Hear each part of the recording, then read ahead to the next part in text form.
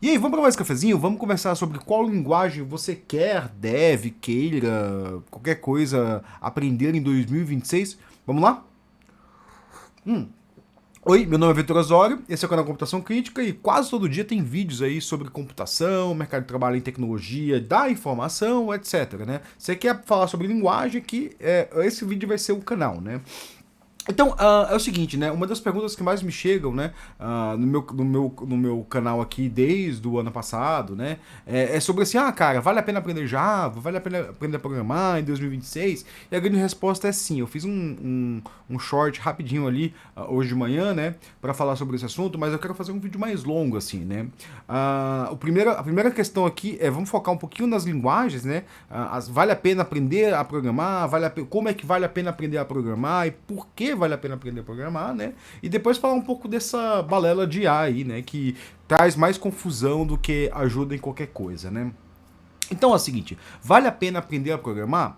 Eu digo que sim, né? Tem muita gente que tem medo da IA, tem medo de, eu vou jogar o meu tempo fora, fazendo uma faculdade, blá blá. Eu digo que hoje em dia vale mais a pena fazer uma faculdade do que um cursinho por aí. Por quê? Esse é o grande porquê. Não tô menosprezando os cursos, né? De maneira nenhuma, né? Mas o que acontece, né?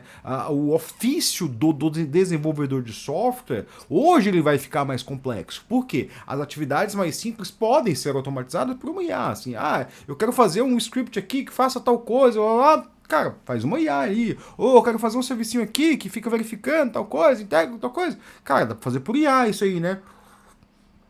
O que não dá para fazer por IA é manter o sistema a longo prazo, compreender o que está sendo feito e testar e validar se está correto, validar se a arquitetura entrega, validar se aquilo dali vai aguentar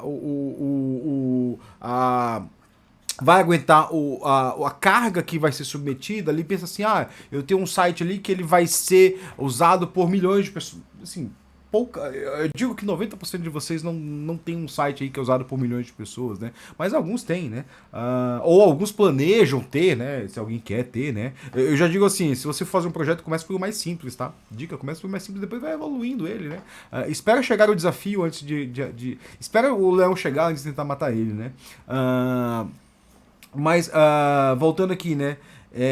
Essas questões de como lidar com a complexidade, como lidar com o código, como compreender o código, como fazer um código que ele é compreensível por um time, né?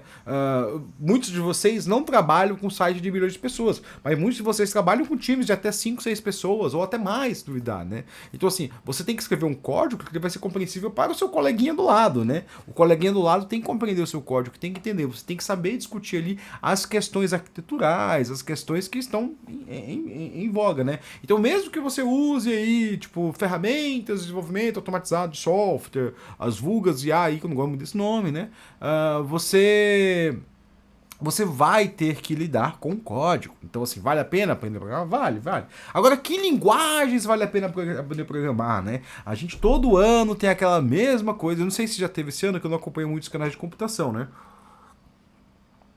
Quando eu sento na frente da minha TV e ligo o YouTube, né? Eu vou para outras coisas, né? Mas toda vez alguém me manda assim, não, porque Java vai morrer, porque aprenda essa nova linguagem, senão você vai ficar desempregado, né? Você tem que reescrever tudo em Rust, você tem que aprender o tal do Deno lá, que foi uma coisa que eu olhei e vi, tipo, não vou nem querer saber desse cara aí, porque, tipo, faz muito tempo isso aí, tá, galera? Fala assim, nossa, isso aí vai matar tudo, não sei o que, matou porra nenhuma, né? Sempre tem essas coisas, né? E tudo isso são aqui artifícios para prender a sua atenção, para fazer você assistir o vídeo, né? Então, assim, o que eu digo assim, você quer aprender uma linguagem, você tem que olhar duas coisas. O seu interesse. Cara, eu quero aprender isso, eu gosto de tal coisa, eu gosto de Python, eu gosto de Java, eu gosto de não sei o que, eu gosto de não sei o que. Você vai ter que olhar. Você quer saber Rust? Vai pra lá. Você tem curiosidade de saber Rust? Você gosta de saber C, Assembly, Fortran, não sei o que. Aliás, uma vez um desenvolvedor Fortran mandou mensagem aqui no meu canal, né? Nem sei se ele me segue ainda, mas assim, tipo, eu fiquei muito feliz. Eu falei, caralho, tem um desenvolvedor Fortran aqui, né? Pra quem não sabe, Fortran foi uma das primeiras linguagens, ela tinha muito um objetivo militar, né? Que era muito de cálculo balístico, e era uma linguagem assim que eu vi pouco código de Fortran nunca vi um código de Fortran em produção. Eu fui atrás de ver por curiosidade. Eu vi assim, nossa, é diferente, né?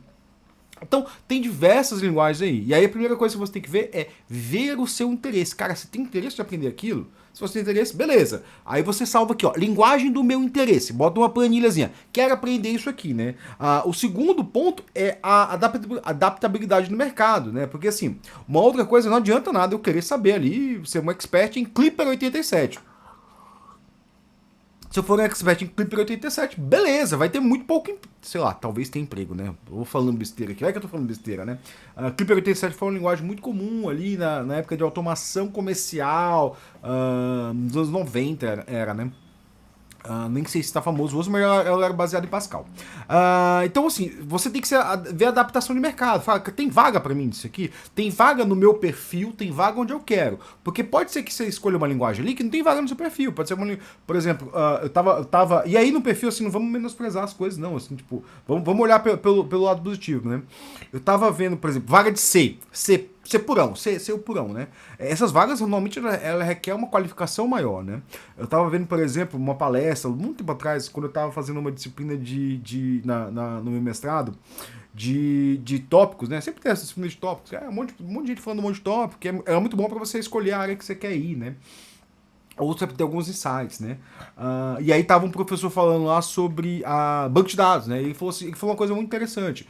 Você não coloca uma linha de código num banco de dados se você não tiver um doutorado, né? Isso, tá, é verdade.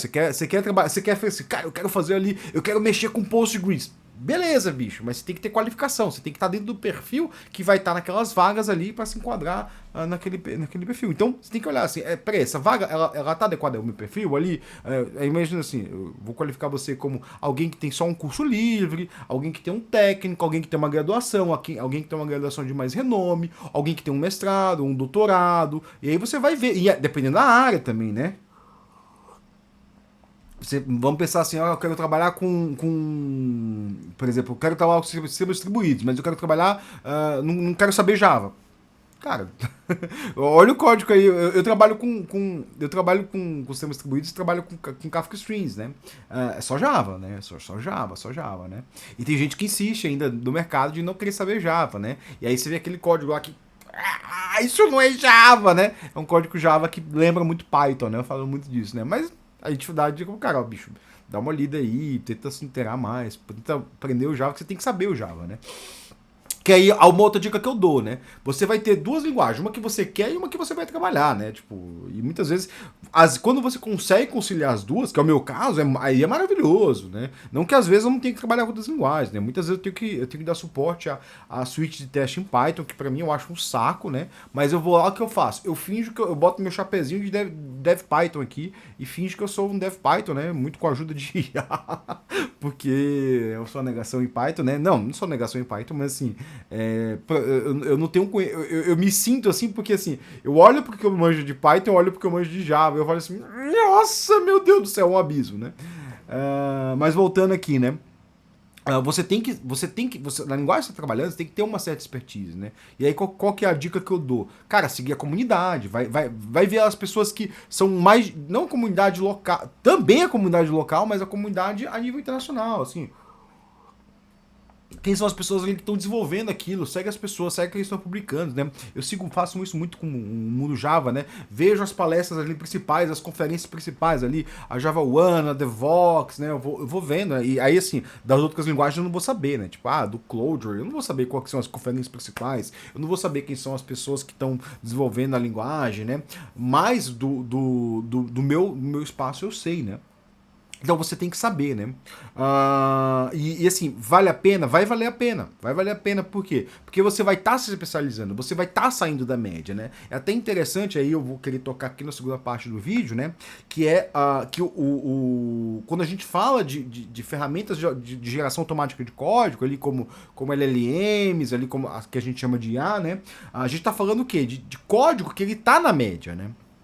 Então, para você sair, você ser alguém que realmente se destaca ali, você tem que estar acima da média. Você tem que conhecer mais o que acontece ali, né? E tem também outras coisas que você tem que saber, né? Então, assim, dando a primeira parte aqui, né? Voltando para a linguagem. Se vale a pena você aprender uma linguagem, a grande resposta é sim, vale a pena. Mas você tem que se atentar de que, cara, você tem um mercado aqui que foi muito incentivado nos últimos 10 anos aí. Eu lembro que desde 2015, né? Eu ouço falar assim de ataque às pessoas que se qualificavam, né? Assim, eu lembro que eu cheguei numa empresa e falei assim, por que o pessoal faz faculdade? Eu perdi meu tempo fazendo faculdade, não sei o que, não sei o que. Era um debate constante, que depois você ia para as redes sociais, era o pessoal falar assim, porque faculdade... Tipo, era um debate constante, né? Que depois já chegou no ponto, e eu sempre falo disso, né? A IA, e falar de que a IA vai subir o programador, ele não começou do nada, né? Ele começou com o quê? Um ataque ao próprio ofício do desenvolvedor, do engenheiro de software, né? Se inventou essa ideia primeiro assim falava do engenheiro de software, depois se inventou só quem que é o programador, aquele cara que só sabe programar e vai fazer código que eu sou melhor do que, tipo, isso foi um ataque constante, até chegar ao ponto de, tipo, não precisa de desenvolvedor, né? Então isso foi um ataque constante, né? E aí chegamos no ponto que a gente vai falar de IA, né? A IA vai substituir ali o desenvolvedor? Não duvido, eu já falei um pouquinho assim, né? A gente tem que saber compreender o que a gente está gerando aqui, a gente tem que saber olhar para aquele código, a gente tem que ter o ponto crítico naquele código, que talvez isso aí esteja uma das disciplinas de engenharia de software, né? Engenharia de software, eu creio que pode ser uma das grandes discussões que surgem aí. Por exemplo, como lidar com débito técnico, como lidar com arquitetura de software, né? Como lidar com evolução de software legado, né? Imagina que você seja uma empresa ali, você criou um serviço ali que ele era foi gerado por LLM, gerado por IA. E aí assim, olha, agora eu tenho um código legado, o que eu faço com ele, né? Botei em produção, e aí, ele tem problema de segurança, né? Pode ser uma grande discussão aí para esse ano aí, tipo, problemas de segurança gerados por LLM, assim, quais são os principais problemas de segurança, como é que a gente prevê eles, como é que a gente consegue identificar eles, né? Ou o contrário, né? Podemos olhar para assim, evolução de software, né? Assim, beleza, eu gerei esse software aqui com LLM, mas eu preciso adicionar funcionalidades nele, né? Tem uma regrinha, aliás, eu tenho um cafezinho muito antigo sobre isso, né? Que é chamado dev tático, dev estratégico, né? Que existem dois tipos de desenvolvedores, né? Um desenvolvedor que vai sempre adicionando funcionalidades sem se preocupar com a qualidade do código, né? O desenvolvedor que está preocupado com a qualidade do código, né? Esse que vai sempre adicionando funcionalidades, a princípio ele é mais rápido, mas a longo prazo ele é mais lento, né? E o outro, o estratégico, né? A princípio ele é mais devagar, mas a longo prazo ele é mais rápido. Por quê, né? Porque quando o projeto vai ficando antigo e vai ficando velho, digamos, entre aspas, velhos, né? Vai ficando mais maduro, o que acontece, né? O código fica difícil de ser compreendido, o código fica difícil de ser trabalhado. Então, adicionar funcionalidades é mais complicado. E quando você trabalha com LLM, a LLM está pouco se lixando para isso. Então, assim, é preciso um engenheiro de software, alguém que entenda de evolução, alguém que entenda de design de código, alguém que compreenda o que está escrito ali e como podemos evoluir ali. Ou mesmo até alguém que compreenda assim, tipo, eu tenho um código legado, como é que eu lido com esse código legado? Como é que eu lido com isso aqui, dado os meus desafios futuros, né? E aí, assim, adicionar funcionalidades de softwares novos é uma coisa que sempre vai existir, né? A gente já tem aí o mercado de software com 70 anos quase, né? Começou nos anos 50, já estamos 70 anos. Em 1950 já estamos com 70 anos, né? Já vamos chegar a 100 anos daqui a 30 anos, né? 70 e poucos anos, né? Então, e é até interessante, né? Que se falava da tecnologia que quer acabar com tudo há 50 anos atrás, né? Tem um dos livros que eu adoro, que aliás tem um monte de cafezinho sobre ele, né? Que é o Mite Come Mês, né? Tem um dos artigos lá chamado que não existe bala de prata, né? Porque naquela época já estava falando sobre a tecnologia que ia ser final e não ia precisar mais desenvolver software. Então, naquela época já se falava sobre isso. E estamos aqui, 50 anos depois, continuando a falar sobre isso. O Fred P. Brooks morreu velhinho e ele não viu aí, tipo... Quer dizer, ele não viu não, né? Ele viu o texto dele sendo provado até o final da vida dele, né? E onde é que seja, se ele tiver consciência e estiver vendo isso aqui, ele vai continuar vendo isso. Meu texto ainda tá valendo. 70 anos depois aí, meu texto tá ok, né? Então, assim... A gente tem esse discurso aí, tipo, não vai precisar escrever código, que ele tem um sentido de existir, né? Obviamente, assim, alguém que tem uma ideia ali, alguém que tem um produto, ele não quer ficar lidando com um time de desenvolvedores ali grande, que tem senso crítico, que questiona um monte de coisa, que fala pra eles, você não pode fazer isso, porque isso aqui vai fazer isso o quê? Ele não quer ficar lidando, ele quer ficar lidando com o quê? Com maquininhas que obedeçam ele, né? O ambiente de fábrica, né? A história da computação, né? E aí eu tô divagando total aqui, tá, galera? Desculpa aí quem tava interessado aqui, mas depois dos 15 minutos vamos devagar. Vamos devagar, porque é assim que. Devagar não. Não devagar de devagar. Devagar com I, né? Devagar de ir longe, né? Não devagar de ir lento, né? Devagar de ir longe, né? O ambiente de fábrica, né, é um ambiente controlador, né? Um ambiente que bota a pessoa numa linha de montagem, ela fica fazendo uma coisinha só, né? Software não se conseguiu fazer um ambiente de linha de montagem. Não se conseguiu até hoje, assim, né? O que mais conseguiu é criar times, que times conseguem ali ter trabalhar dentro de um domínio específico, mas ali os times continuam sendo ali pequenos manufatureiros, né? E isso é até interessante, que é uma discussão muito interessante, né? Sobre o que é uma fábrica ou manufatura, que são coisas bem distintas, com qualidades bem distintas, né? A gente vê que essa discussão aí é uma discussão sobre assim, como a gente consegue fazer software uma disciplina de engenharia tradicional ali, engenharia industrial, né? E até hoje não se conseguiu, né? Não se conseguiu fazer software uma disciplina de engenharia industrial, assim. A gente não vê ali uma empresa de software ali como uma linha de montagem de carros, né? Ou como aquelas linhas altamente. Eu não sei se vocês já viram uma linha totalmente automatizada. Eu já vi, eu trabalhei com um projeto de automação numa fábrica de celulares aqui em Jundiaí, né? Muito tempo atrás. E quase tudo era automatizado ali, quase tudo era automatizado, assim. O que se preocupava mais era como montar a linha, como validar os componentes e pronto, acabou. O componente saía no final da linha de montagem prontinho, né? Já tinha uma taxa de erros ali, e aí você fazia uma análise de quais componentes você botou, qual a taxa de erro, como é que você acertava. E assim, aquela linha de montagem, ela era não tinha nenhuma pessoa ali metendo a mão ali, no máximo para validar, né? Também trabalhei na fábrica da Motorola também, né? Muito tempo atrás também. Era muito rígido também, né? Eu lembro que eu fui lá, fiquei uma semana só lá, né? Que eu trabalhava como um centro de pesquisa auxiliar, né?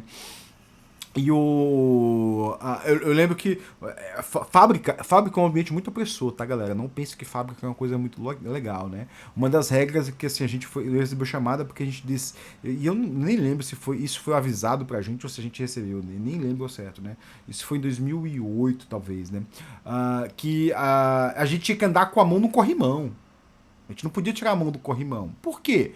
Porque vai reduzir o número de acidentes em 0,3%, que isso dá uma diminuição. Tipo, a fábrica é esse ambiente. É um ambiente tão. A gente é vigiado o tempo todo, né? Tudo tá vigiado. A gente não podia fazer tal coisa, a gente não podia fazer tal coisa, a gente não podia fazer tal coisa, a gente não podia fazer tal coisa. Era um ambiente muito opressor, assim. Por quê? Fábrica máquinas trabalhando o tempo todo, né? A fábrica é 24/7. Eles tentaram fazer software dessa forma e não conseguiram, né? Não se consegue, vai ficar tentando por bastante tempo, tá, galera? Porque tem algumas coisas que não se automatizam, né? Essa é uma discussão filosófica longuíssima, né? Então esse foi meu cafezinho, né? Porque o que eu quero falar aqui, eu falei, né? Que é o seguinte: vale a pena aprender a desenvolver, programar em 2026? Valerá, e eu posso repetir isso em 2027, eu posso responder isso em 2028, 2029, 2030, se houver mundo até lá, né? Se um meteoro. Só não vai valer mais quando o meteoro cair. Aí eu falo assim: bicho, aí se desencana, porque vai aprender a fazer cerveja que é mais útil, né? Ou vai aprender a plantar seu cafezinho, talvez aí seja mais útil, né? Seja mais útil ter uma plantaçãozinha de café ali que você colhe o seu café, você colhe o seu arroz, que aí já estamos numa condição de fim do mundo, né? Apesar que eu não sou aceleracionista, não acho que o mundo vai se acabar assim, tá, galera? Muita calma nessa hora, né? Então é isso aí, pessoal. Eu espero que vocês tenham gostado desse vídeo. Se você gostou, diz o porque, comenta aqui no vídeo, tá, galera? Sempre é bom comentar, dá o like, compartilha pra sua tia, né? Eu acho que sua tia vai querer ver esse vídeo, vai que ela queira aprender ali, mesmo com 75 anos, né? Vai que ela queira aprender ali, parar de fofocar, né, da vida alheia, né? E a escrever software, né? Tipo, Vai que ela queira aprender Java, né? Porque Java é coisa de velho, né? Como falaram uma vez, Java é coisa de velho. Vai que ela queira ali, brincadeiras à parte, tá, galera? Tô brincando, né? Ironia, pra quem não percebeu, isso é ironia, né? Então, assim, compartilha, dá o like, comenta, hype o vídeo, faz o que você quer com ele aí. E lembre-se que tudo que eu falo aqui é sugestão, tá, galera? Eu não tô falando pra você tem que fazer nada, sabe? Se você quiser não aprender a programar em 2006, boa sorte. Se você quiser aprender a fazer crochê, boa sorte, é excelente, assim, vai vender Nigurumi aí nas feiras aí que dá dinheiro, tá? Dá dinheiro, né? Então é isso aí, pessoal, valeu, muito obrigado, então é isso aí.